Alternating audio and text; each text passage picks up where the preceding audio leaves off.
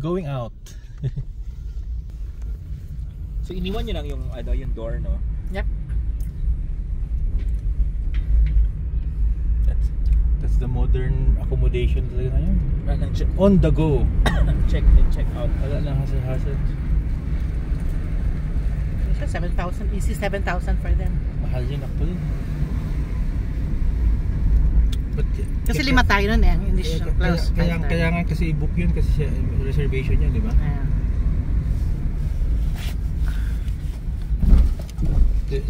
Tonight meron tayong may mga pa naman dyan. Siguro mga 2,000. Hindi, ngayong gabi meron tayong tent at the desert. Tent tayo? Sure kayo. So we have to bring out the different small bags lang kasi sakit ng jeep. Talaga? I was wondering kasi parang why are all these camps off-road ba? So kaya ng kotse natin munta doon.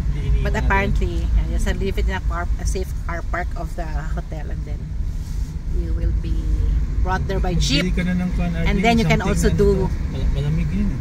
Tent yan. Jacket, RJ, bili ka pa ng jacket. Dala ko ng jacket din eh. Aside from this one. This is for the or patong-patong. Dali man lang yung mo RJ, yung costume. It's your preserve for my pleasure. Ganda, no? Kasi so soon, you will see a lot buildings lining up, piling up there. Parang hirap. Kasi like this one, ang hirap na kaya akitin ng mga curves dito. These are more than 18 degrees. Yeah. Violation.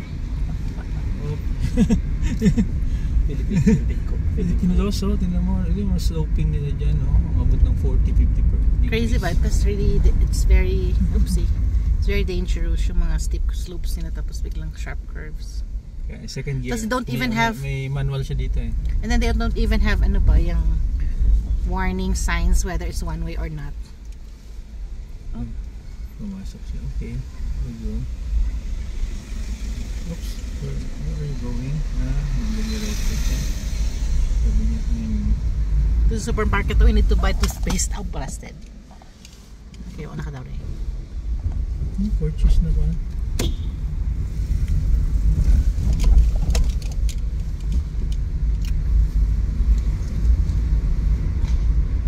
Buti nakakalot tayo para sabi niya karabo yan. It's a lady hat. Where's your hat? Di ba you bought a hat? Lady hat ba daw? Parang I bought PIEP hat din. Nasa birthday. Parang hindi ka pa nagtapak. Unisex naman siguro ito eh. It's a lady hat. Gano'n? Kaya pala madam yung tawag sa akin ng ano to. Okay tayo? And then straight.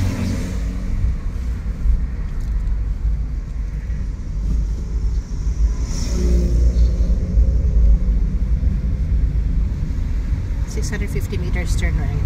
Ano ito hindi na natin kagabi din? Yes, exactly. Then we're going to the tourism road. Their tourism road.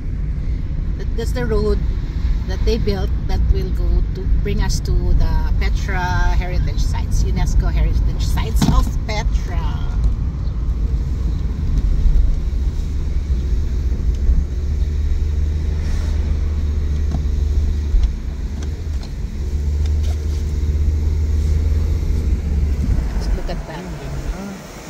How houses are. What? Okay, na-video mo lang. And let's look down.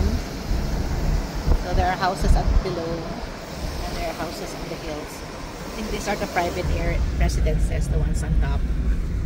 And those near the roads and the heritage site are the commercial mixed-use areas. So we're here now. Up here is a residential area,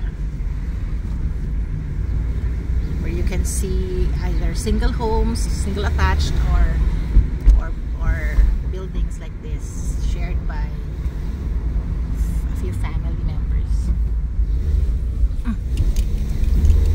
Households. Sharp left, turn right, 50, 40, 30. Okay, careful, merging traffic. Then we will go straight for 300 meters. That's the Yun, straight eh, no? street. I think straight, yes. That's Straight that's siya? already the tourism road. Here. Wow. Parang nabigay tayo dito. Off na.